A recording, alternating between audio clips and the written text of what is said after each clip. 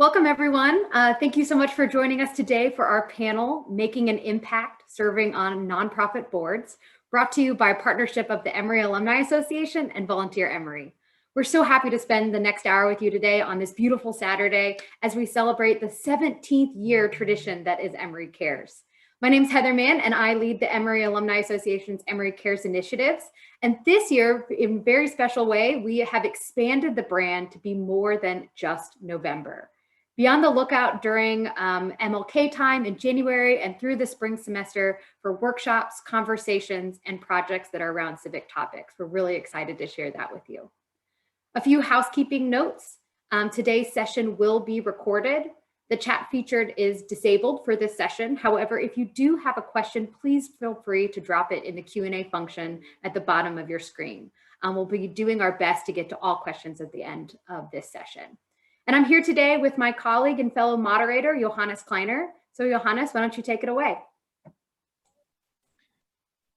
Hello, welcome everyone. I'm really happy you all are here and found the time during this challenging and wild year to spend your early Saturday afternoon with us. I'm glad you're here, and I also want to take this opportunity to especially welcome those who will be watching this as a recording later on.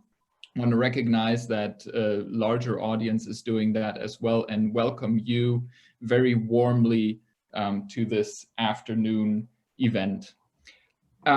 We have a fantastic panel of Emory alumni who join us today, and I'm especially proud that we could pull this together because in my work as Associate Director for Civic and Community Engagement, working with a lot of students that are very active in Volunteer Emory, in other programs, the question always comes up, how do we get intimately engaged with the things that we are passionate about? How do we foster the growth and the strategic planning for organizations that we deeply care about? And something that almost never is directly addressed, how do you get on a board? How do you acquire the skills? How do you become a candidate for board membership? And so today we're tackling that head on. And I'm absolutely delighted to introduce our panelists for this afternoon. We have Catherine Morris, who is an 11 Oxford and a 13 college graduate. Hi, Catherine. We have Rosalie Collado, a 05 MBA graduate. Gail Podolsky is with us, an 01 BBA and 04 law. And also Rob Rutland Brown, a 01 college graduate. So welcome everyone. In our pre-meetings, we discussed how to best introduce everyone, and because we want this to be conversational and a free-flowing meeting, we all decided together that it would be best if each and every one of our panelists introduces themselves really quickly in the way that they prefer. And so I will throw it over to Catherine. Hi, everyone. My name is Catherine Morris. I currently work for NeighborWorks America, a housing intermediary in DC. I work for a regional office here in Atlanta, and I am a part of a few different boards, but one of my most active board service right now is with the Georgia Alliance for Social Justice, and I'll talk more about that.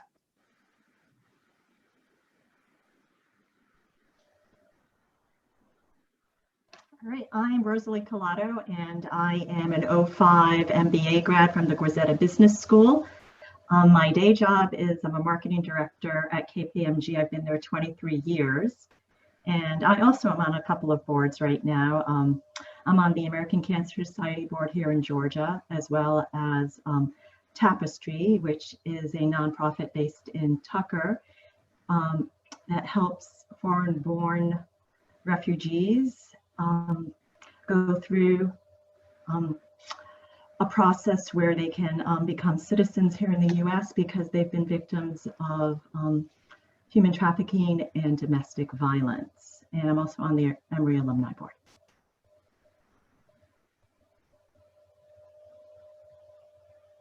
Hi, I'm Gail Podolsky, and I'm a technology lawyer at Carlton Fields. It's a law firm based in Tampa, but I work out of the Atlanta office.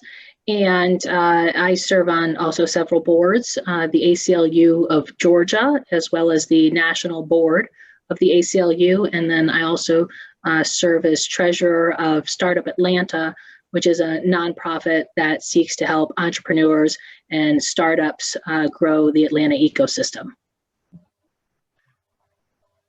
And hi, I'm Rob Rutland Brown, and I am the executive director of a nonprofit called National Justice for Our Neighbors that supports a network of independently run sites that provide immigration legal services to low-income immigrants and refugees. And so the perspective I mainly bring to this conversation is being an executive director that sits on our own board, but also working to help these independently run sites ensure that they have good governance, that they have boards that are doing their job. And then in my personal life, I've served on some boards as well, including a day labor site for immigrants, medical mission team to Honduras, and my child's preschool. Excellent. Thank you, everyone. We have a little musical background here. My neighbors decided to start their Saturday barbecue outside, so makes me even more glad that all of you are spending the time in front of the screen with us and find this meeting or this event of value. So I hope it is not too distracting. What we want to do is set the expectations for what we're talking about today. So first of all, what's a nonprofit board, right? What are we talking about? So it is a legal requirement for any nonprofit to have a board. And the important dichotomy, I think, is between governance and management. So as Rob already pointed out, a board has oversight, governance responsibilities, is meeting at least once a year, often much more often, sets the strategy, approves of decisions by vote, and oftentimes the officers like the president, treasurer, secretary are board members. And so it's really an important group to put forward the direction of any nonprofit and guide what the nonprofit is doing, and also interfacing with the day-to-day operations. But that's not the most important work and description of what a board does. And so we really want to explore that a little bit, what it means to serve on a board, explore how to get on a board, and give you who are participating some really very concrete steps to pursue that if you think board membership is something that fits your talents and your passion. So we want to start with a very, very light intro and ask each and every one of you about one fun and silly moment that you had on your board before we dive in deeply into the details. So why don't we start with Gail this time? Great, thank you. So probably one of the most fun board activities I've had is when serving on the board Startup Atlanta prior to COVID. We did an annual pub crawl throughout Atlanta. So we would go to the various different breweries, starting on the west side and kind of moving all the way over down to Decatur. And at each stop, we would be highlighting not only our members of the organization, but also different startups and small scale companies to try and increase their marketing. And it was very interesting to see how the crowd reacted to the various startups once we got to the end of the pub crawl.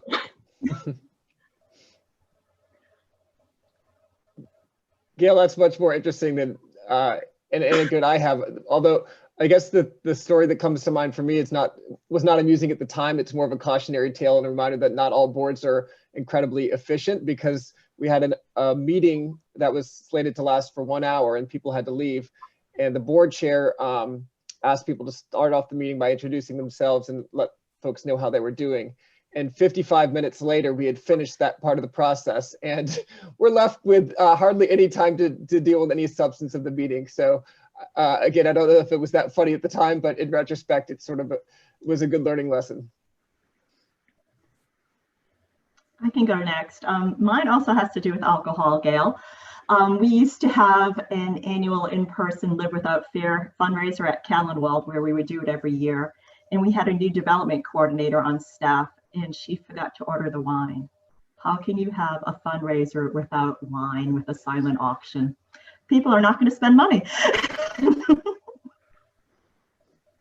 And I can go. So I started my career at a very small nonprofit. And so the board was really important to the work that we did, just kind of overall, but they had no idea kind of what was actually happening most of the time, even though like we really needed them to be really active because you had like 5 staff people and then a board that was bigger than the staff really. And so we decided to do like a very kind of elementary style field day with our board. Also forgetting that most of our board members were like well into their 60s. And so we did a potato sack race, and the board president failed it like terribly. It was just like one of those things. And he got up and was like, you know, this has to be a lesson learned that like it's time for our board to kind of like turn a new leaf, because like you have all these old people out here falling and we need to like put some new energy into it. So it's like a silly way to arrive at like a cool conclusion. Great. Thank you all so much. There's lots of fun, joy, all those funny instances that happen when you're working with lots of people to move things forward. So we're going to start with some good questions, and I just want to remind everybody that's watching today, please put some questions in the Q&A if you have them, and we'll try to get to them even as we're going through those questions. So for my panelists, I want to know, you know, there's so many different ways that people can volunteer. What's really the pull or the allure of volunteering on a board? What makes board service that much more meaningful than just volunteering? I'd be happy to start. So first, I think the big difference is serving on a board, you have a fiduciary duty to the organization. So you are responsible for the actions of the organization, both fiscally, but also in what they do in the community and what they say. And if you're on the board, one of the very important things, putting my lawyer hat on, is you need to make sure the board has director and officers insurance. That is the first question that you should always ask when, you know, even being interviewed for a board position. And then I think the other key thing that differs between being on a board and serving in a volunteer capacity is you are driving the mission and the decisions of the board. Granted, you have a staff that goes through and executes on the plan, but it's the board that does the strategic vision of the organization and provides you know, the pathway for what the organization is going to do, which is very exciting. Yeah, I agree with that, Gail. And I can add sort of by way of anecdote, we see folks who want to start a Justice for Our Neighbors nonprofit around the country because they want to work directly with immigrants. And some of these people, what they really want to end up doing is helping these immigrants with direct legal services, doing interviews with them. And that's all well and good and very important. But what we learn is that it's often a very different skill set than that of being an effective board member. And those aren't the same people that necessarily are interested and good at thinking strategically, like you say, or in fundraising, or in serving as ambassador to the organization, or ensuring the financial health of the organization. And so we have to kind of differentiate the role of being a board member, which takes those types of skills, versus volunteering directly. Not to say you can't do both, but it's a very different role as a board member.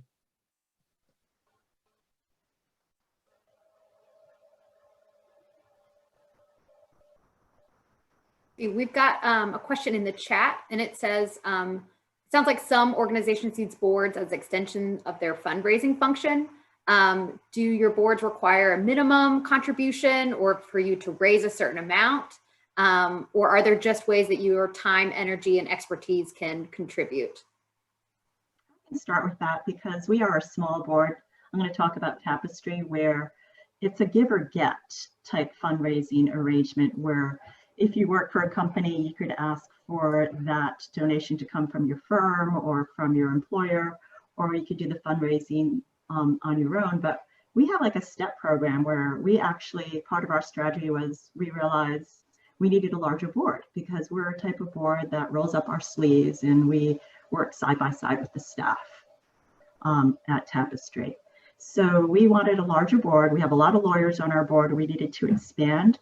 So we decided that first year board members, the commitment would only be $250.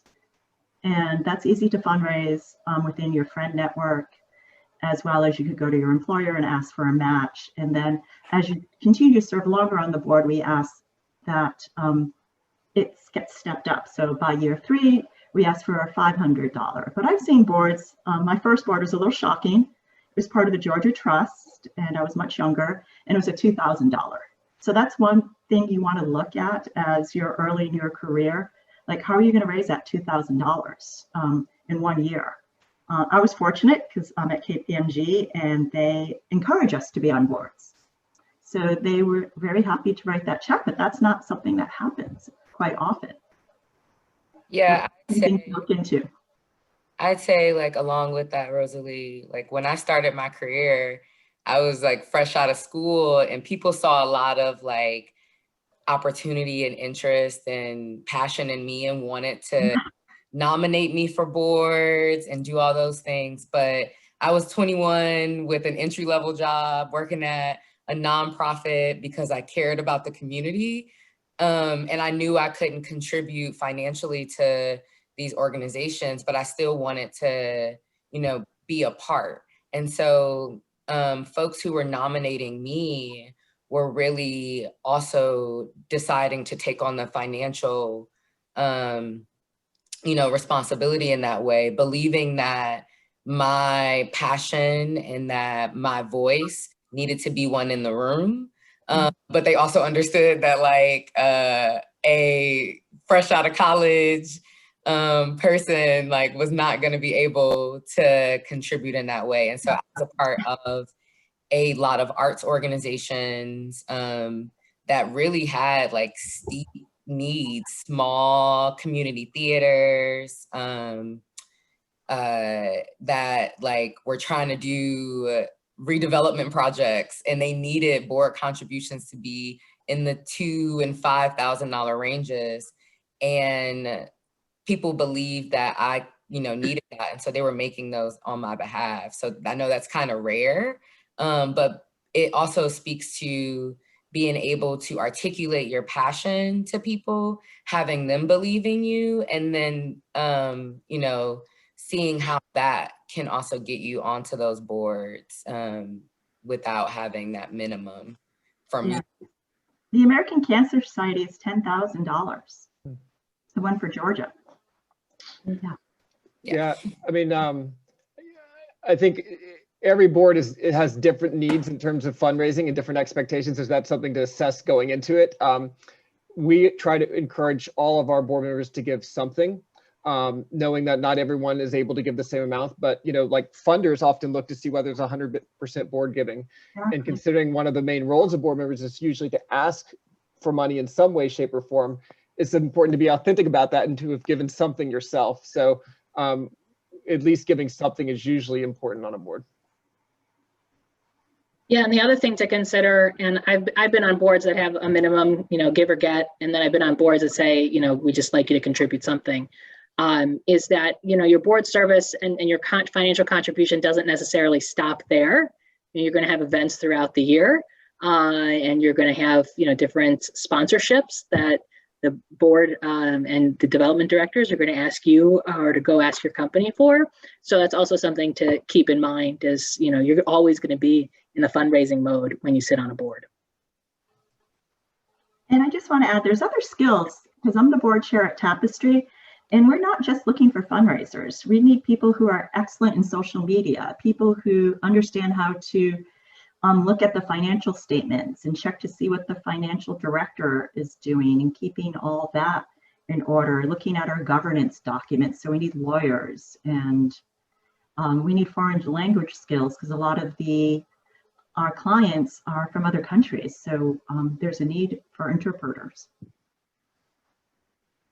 Yeah, I think there's like a lot of like evaluating of the reciprocal value add for folks when you're thinking about getting on a board and what board you are interested in. So it can't just be the resume builder, because you have to spend a lot of time actually doing stuff.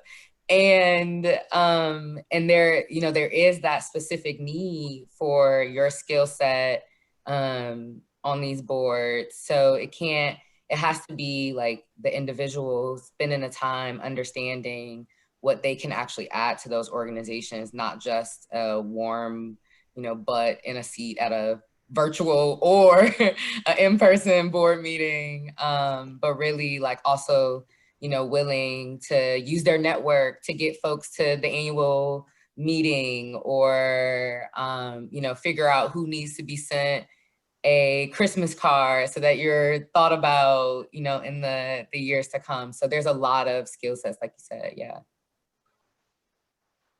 Yeah, let's connect right there. I think, Catherine, you mentioned it, that you had been nominated to a board. All of you have stories of successfully becoming members of a board, of multiple boards, different kinds of boards.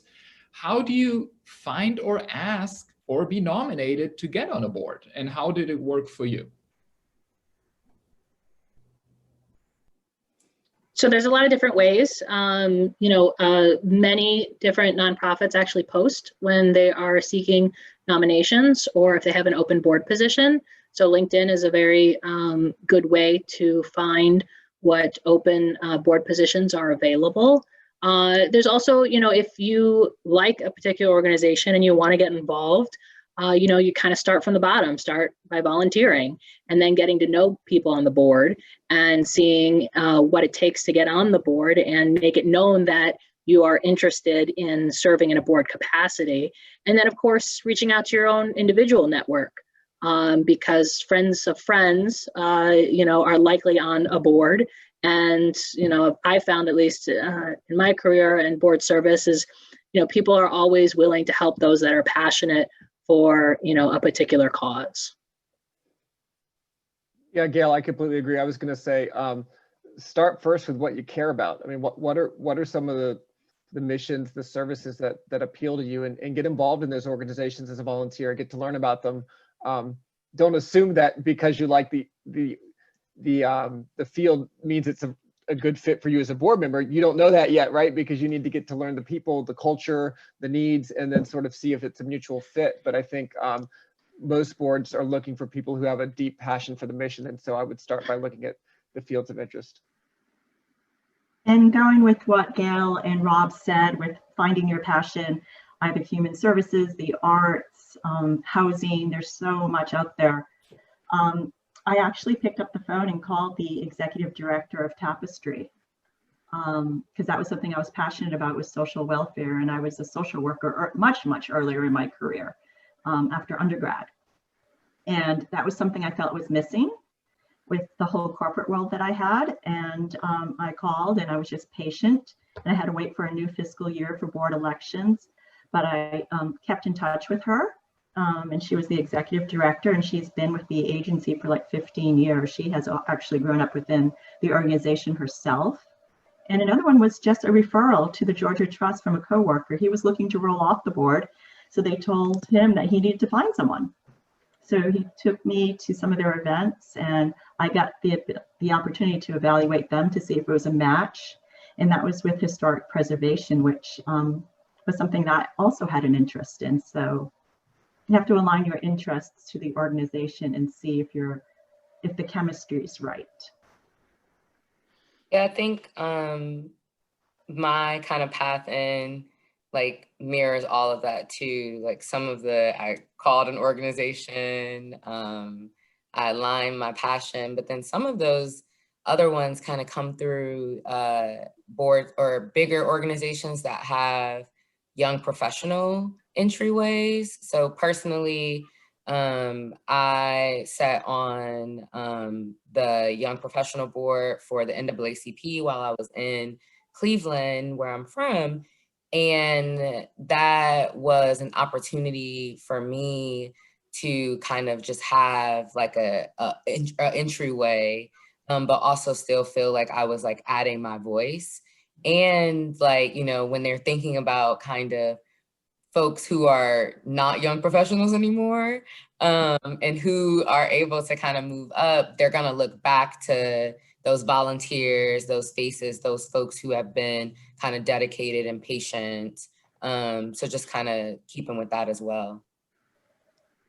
Yeah, it also seems like from what I'm hearing from you, just don't be shy, don't hide your interest. Just let people know you're interested in joining the board once you have established some connection with the organization and the actual people there, but also just tell people you would like to learn more. I want to understand how you work. So I think that's very, very helpful for especially the students that I work with to know to not sit and wait to be nominated or to be asked, but to be proactive. Is that something that you think is a good step for people? Yeah, one thing I can add to that, because I would think a lot of people watching this are younger, maybe in their 20s. I mean, when I was in my 20s, I thought, oh, I'm still early in my career. I don't know that I have a lot to add to boards. But in my experience, a lot of the boards in our network, what they need is younger people, because we think diversity on boards is good in every way, whether it be ethnicity, race, faith background, and age. And most of the board members tend to be older. And so just by being younger, you come to the table with a different worldview and a different set of perspectives and different skills. And so that's actually something that's valued. So don't discount that. You know, thinking along those lines, as somebody who is younger, how could they market themselves? How can they showcase that, you know, they're passionate about the board or the mission? What advice could you give for sort of direct ways that they can show that they are good candidates for the board?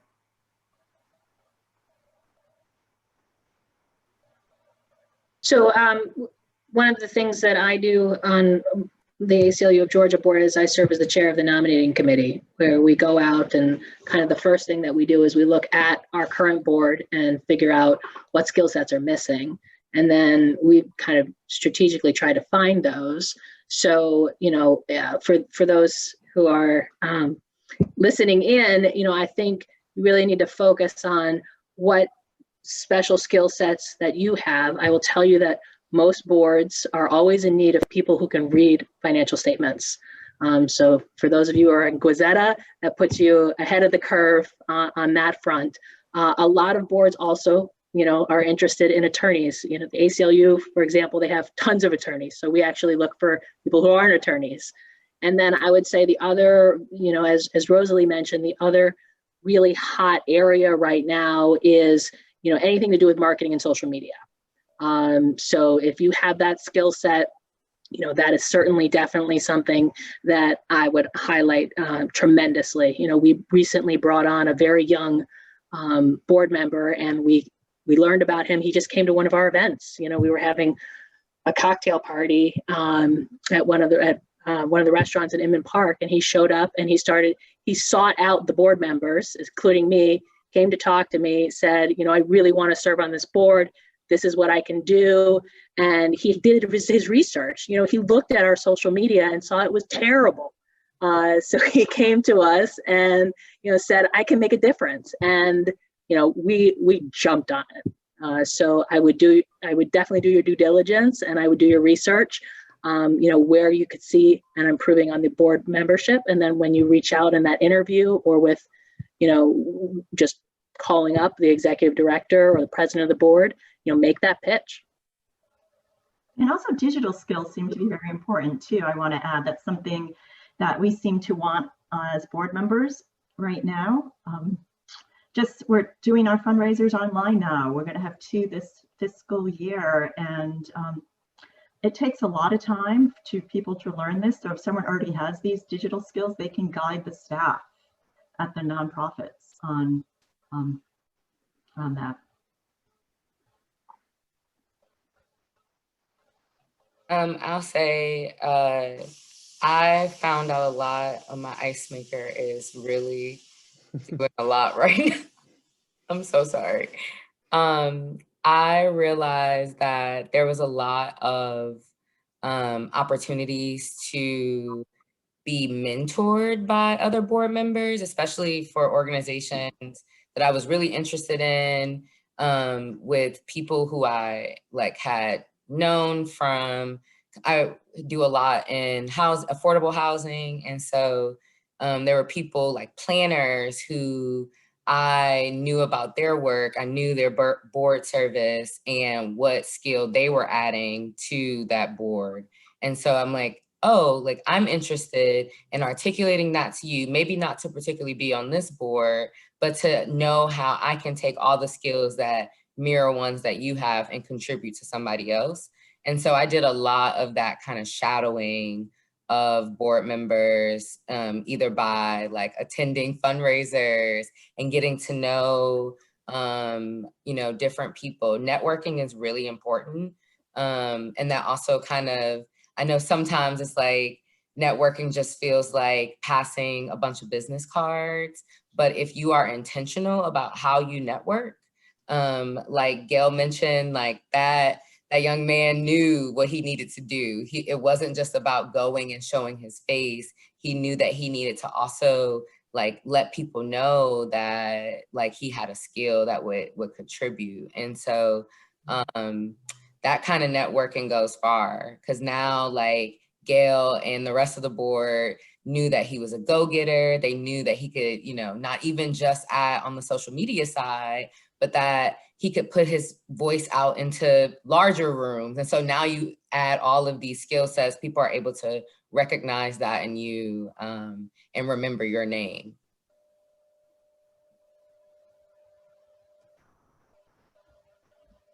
Yeah, I think that's so helpful, and really it's the give and take between the organization and you as a potential board member or a board member. And I'm wondering, in your experience serving on a board and seeing different characters, personality-wise, different skill sets, different talents, different combinations of introverts and extroverts, what makes someone a good candidate to be on a board? If you had to maybe, let's say, name the top 3 qualities of a great board member.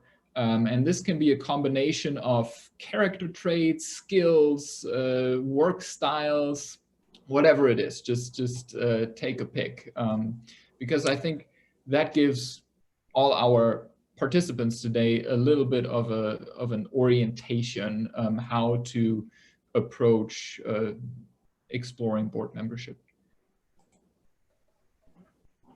I'm happy to try to go first. So three characteristics. I would say, first of all, being passionate. Again, being passionate about what the organization is doing, about what the mission is, and about serving on the board. But being engaged is really critical. I hear a lot of boards members say they really care about the work. But if that care is only internalized and doesn't translate into anything helpful to the organization, it doesn't make you a good board member. So being engaged, someone said earlier, looking at the financials, not being afraid to ask questions at board meetings or of the executive director about different things that are going on, because others may be wondering the same thing as you, and they may be also apprehensive to ask those questions. So being proactive in that engagement in terms of seeking out committees to be serving on, ways to connect with your friends or people in your life to share about the work of the organization. That's all really critical. And I guess a third thing would just be knowledgeable. So do your homework, make sure you have an elevator pitch handy about what the organization's really doing, knowledgeable about what your role is as a board member and what's expected of you, and making sure you're not interfering with the operational side of things and what the executive director is responsible for. So I think those are three probably key things for being a good board member. Yeah, I agree with Rob 100%. I would just add on to the list because I think he's spot on with all of that and say, you know, it's very hard for board members to stay silent sometimes, but it's so important that board members be good listeners. Because sometimes you're so ready to talk and advocate for your position, you forget to hear or you just ignore what your other board members are saying. And, you know, it can lead to uncomfortable issues, especially when you're dealing with, you know, controversial topics at your organization. But if you have that skill set to really listen and be a good listener, it will go a long way in being an effective board member and advocate for your actual position. And then the other thing I would say is, you know, it's important to obviously commit your time and be engaged as a board member, but it's also important to be an advocate outside of in the community for your organization, because you never know, you know, who you're talking to in the elevator or at a coffee shop. You know, they could cut a check for the organization at any moment. So always advocate. I'll add to that. I think being a good team member goes along with that. Sometimes there's a lot of self-interest that comes out in board meetings sometimes. And when that happens, it's like very shocking because you assume that we're all here for the greater good of this organization and really want to move something forward. And so really realizing like when, like, you know, like Gail, like you alluded to, kind of that, you know, you have to know how to work together, know how to be a good listener, step back, step forward to make the team dynamic really move forward, and know that you're working for a bigger cause. I just want to further say it's the sincerity. When I heard Catherine say some people may have self-interest, you just need to have the ability to ask those questions, like, why are you positioning this? And step back and listen. So I feel you need like a heads up mentality to sort of observe what's going on at board meetings. I find that you also need longevity because it's hard to untwine yourself from these board positions sometimes because they've become part of your life. And you become friends with the board members and you're working together on committees, and just realizing that I moved to Atlanta in '99, not knowing anyone. And I said, oh, I'll look at boards and I'll find people who have the same interests as me. And I've been friends with them since '99, 2000. So we've moved on because we all believe that we have a bigger network if we don't all stay on the same board, that we branch out with different interests and we create our little network amongst board members and friends. We have two audience questions, I think, that connect nicely at this point, just about the internal life of a board and board member service. So one question is, how much time do you dedicate per week or month to your board service? And do you have any idea what is typical across various boards? So the time commitment. Another bucket, I think, another question that fits in another bucket is, what happens when a board member is not living up to expectations? How do you coach a board member to improve giving or doing tasks assigned? So the conflict bucket or conflict resolution bucket. So if you could touch on that, either both or one of them. Well, on that, the second question, so in my line of work with NeighborWorks, I am a relationship manager, which really means that I am in the middle between the big NeighborWorks and these grassroots organizations that we work with. And so some of that really is lending some technical assistance to things that make them go, including their lines of business and board governance. And so there's a lot of tools to really not turn it on one person, because that becomes a nightmare. And one of those is an entire board self-assessment. And so really thinking about how you don't, you know, blow up the problem being one individual person who isn't living up to what they signed up for or what they agreed to do, but really letting the board individually say, this is, you know, where I said I was, this is where I feel like I am, give themselves a grade. And then what you end up getting back to is the ability to have one of those morale conversations where not only that one person feels like they are, or maybe they start to realize like where they haven't been showing up, while other people start to realize where they haven't been showing up too. And then you can go into like retreats or plans and all of those things to get the board back on track.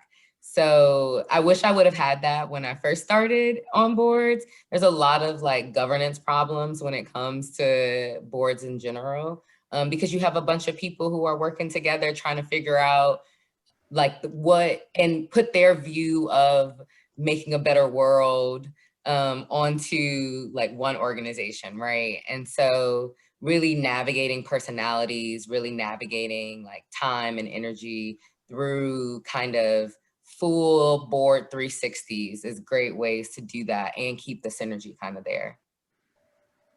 Yeah, Catherine, I agree with a lot of what you're saying, especially the board self-assessment part, which I think is really key.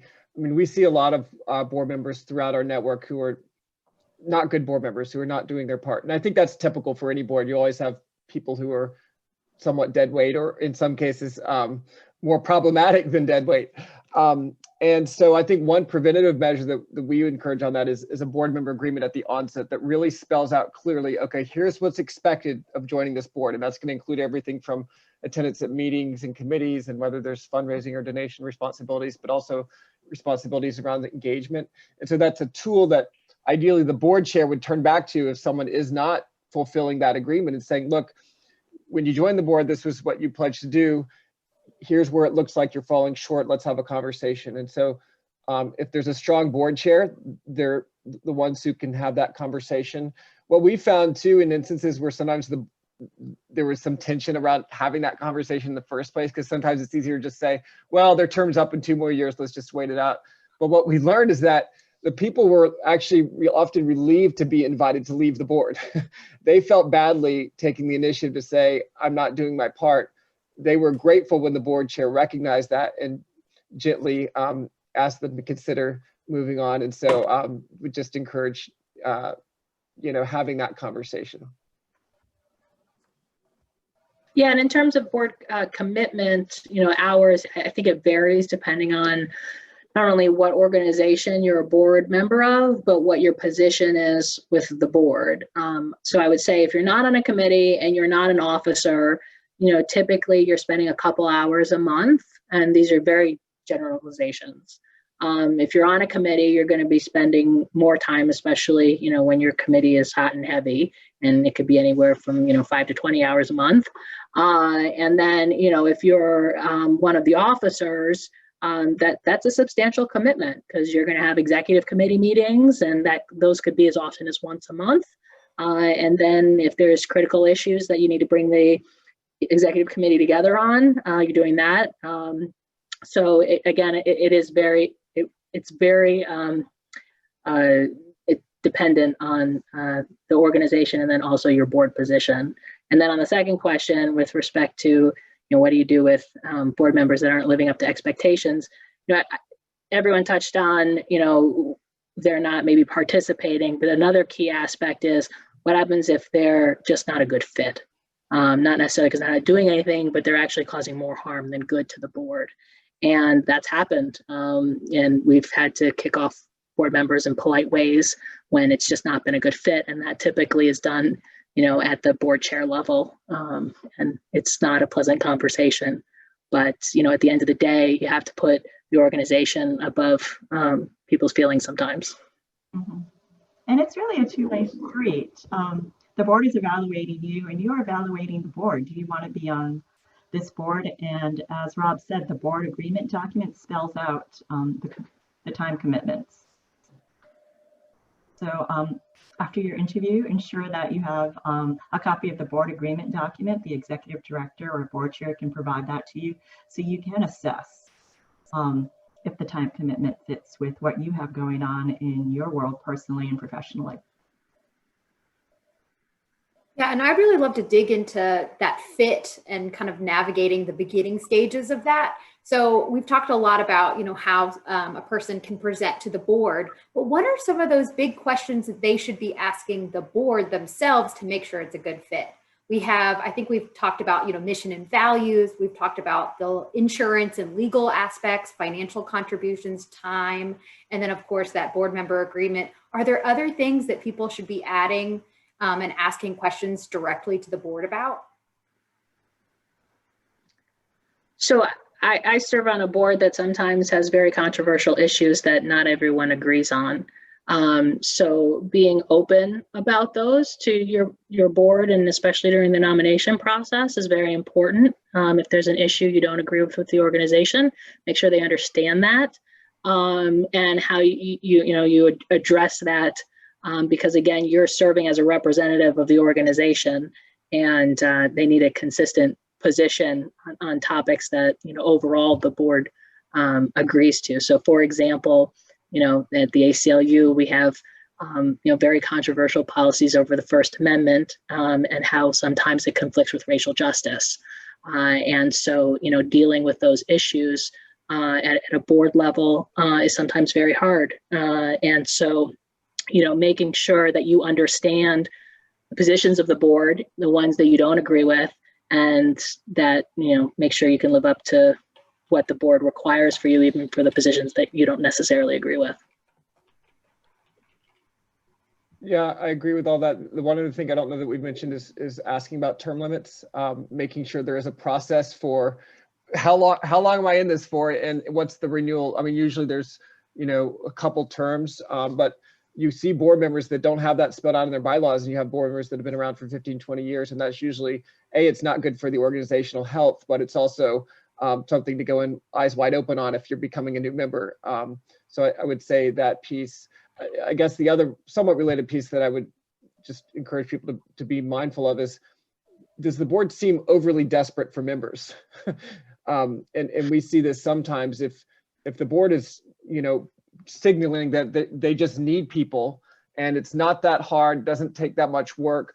What is that saying about the culture of the board and of the organization? And is that something you want to be joining? So I think just ensuring that you feel confident about some organizational health issues before just being grateful to be invited is important.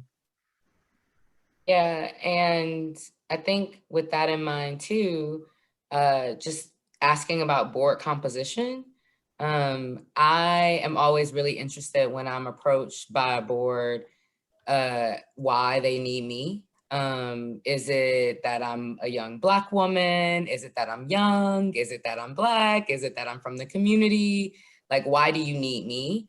And sometimes what I've found in just asking, like, who's already on board, is like, there are some check boxes that boards are, trying to fulfill, and trying to figure out, like, where you fit in there, and if your role is going to be more tokenistic than kind of like actually contributing to that work, is really important to kind of figure out. Also, knowing the composition of the board helps you to understand kind of where you fit in on the kind of leading with your passion and driving decisions and things like that. If there's like an over kind of saturation of one type of person on a board, it's very easy to feel like you are dismissed or not important in the overall kind of frame of that board. So it's definitely important to ask who's there before you, for sure. And I just want to close it off by saying board culture is important. Some of the questions I received when I interviewed board members is they had served on other boards, and whenever they would send an email to the board, it would get ignored. And our culture is where we respond to emails within 24 hours. So you want that level of engagement. You want to ensure that if you're joining a board, considering joining a board, and you have all these fresh ideas, you don't want to be ignored, because you want someone who is going to respond to your ideas, pick up the phone, call you, have a conference call with people who are interested. So it's that level of engagement you want to determine that it's authentic. Do you have any advice on questions that people can ask directly in those interviews to get to that heart of culture? One of the actual questions I got was that example I gave is like, I've been on a board before. It was a nonprofit in the community with soccer. Another one was water polo. We have some men that are more athletic on our board, and they just were on these boards in the community where their ideas and their voices weren't heard. So like, is someone going to respond to me, or is my email going to be ignored? Just like a direct question like that. And it's nice to have people who want to be engaged. Mm-hmm. Mm-hmm. Mm-hmm. And I think another interesting question to pose to kind of assess board culture and what we touched on before a little bit is how does the organization deal with board conflict? And, you know, getting an understanding of what happens with that, not just we don't like a board member, but an actual conflict about how the organization is proceeding in its strategic vision.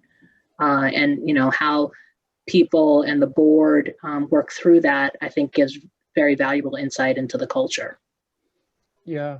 And to ask for an example, you know, Mm-hmm. what happened when there was a conflict. Another thing to do could be to ask to speak to another member or two of the board, apart from the chair, assuming it's the chair that you're talking to, just to give you multiple perspectives on what it's like for them to be serving on the board. I think also too, you can ask what kind of board they actually are. There are some instances where the board is kind of there to really be the boss of the CEO. And then there are those boards that meet for the annual meeting and the annual fundraiser, and they, you know, sign a check when they need to. So really kind of understanding what that relationship is between the CEO or the organization and the board is really key to kind of understanding kind of what you'll be doing as a board member as well. Yeah. And I'm hearing that, you know, we really would encourage anybody who's going out to a board to ask these direct questions. Like, it sounds like they'll actually come across very well, that they're educated and really engaged. So I'm hearing that people shouldn't be afraid to ask kind of those harder questions because it's really what's needed in their next steps. Great. And we did get a question in the chat that says, as a board member, if you feel like the organization is taking a shift that conflicts with your values, would you resign? How would you go about doing that? Yeah, so I could actually give a real life example of that. We at the ACLU, and I mentioned before, there's always issues between protecting the First Amendment and free speech and protecting that of hate organizations. So the KKK wanted to adopt a highway in Georgia, and they were denied permit because of their organization's beliefs, and they asked the ACLU to represent them. And this is all public knowledge, so I can talk about it. And we had a multiple days long conversation on this issue.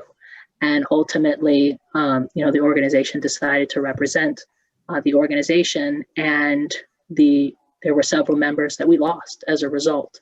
And they came to the board chair and explained, you know, how this, you know, hurt them to their core. And, you know, there's unfortunately sometimes in organizations where you have these very different views. And, you know, I would say, myself included, that, you know, if you diverge from the organization and you can't sleep at night and it doesn't make you feel good to be on the board, that's time to resign. Mm-hmm.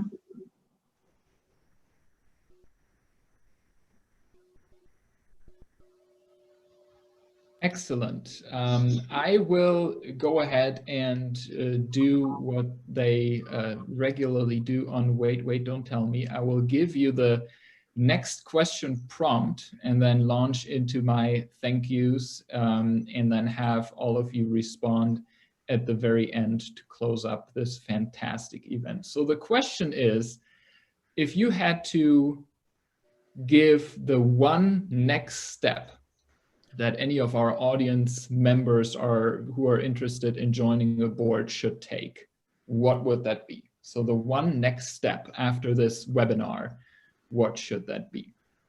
I can start. I'm a big advocate of United Way, and they actually have a board training program. So you can look into that. And once you graduate from the program, they have nonprofits that are aligned to recruit. They have like a trade fair. And I know they used to do this pre-COVID, where the nonprofits would come and do their recruitment. And there's other organizations too in Atlanta that have nonprofit board training, but do get trained. So this is just the first step in launching your nonprofit board career. I would normally say go and volunteer first, but in this pandemic, that's not quite as easy necessarily, but see what opportunities there are to engage with organizations where your values align and for which you're passionate, and begin to get involved. And don't be afraid to ask questions and connect with people who eventually may be the ones that help determine if you can join their board. I would say fix your LinkedIn and make sure your LinkedIn is aligned with the story you want to tell and you want to connect with. So sometimes like folks will send me messages that they're interested in organizations that I've worked with or boards that I am a part of. And like, I'll just take a quick scan at their LinkedIn and I'm like, I can't tell what you're interested in. I don't know what you would add to these folks. If you want me to make the introduction, there has to be some kind of alignment so that you don't have to send a 3-page email to say that you're interested, but that you are displaying yourself in the way that you want organizations to understand who you say you are. Yeah, and I would just add on to Rosalie's comment about getting training. There's tons of organizations. Emory has programs that can help you with board training. There's Leadership Atlanta.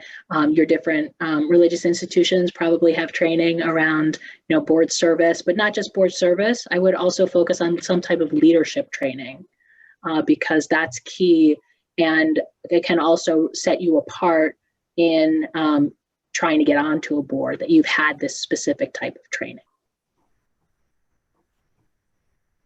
Excellent.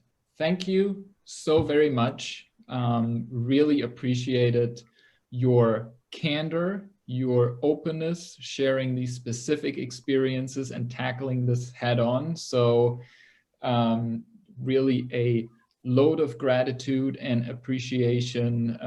And thank you, Catherine, Gail, Rob, Rosalie, for participating today. Thank you, Heather, for co-moderating with me today. As many of you know, the Emory Cares Day is a storied and shared endeavor between the Emory Alumni Association and Volunteer Emory, which is housed in our Center for Civic and Community Engagement. So I'm really grateful that we could all be here today. I thank all of you who tuned in, who spent time on your early Saturday afternoon to participate in this webinar. And with that, I wish all of you a wonderful rest of your weekend. And I hope that many of you took valuable insights from this conversation and will take the Emory spirit of civic and community engagement out in the world and live that on boards as volunteers in whatever capacity that you choose to make this world a more compassionate, more caring, more welcoming, equitable, and inclusive space. So thank you very much, everyone, and have a great weekend.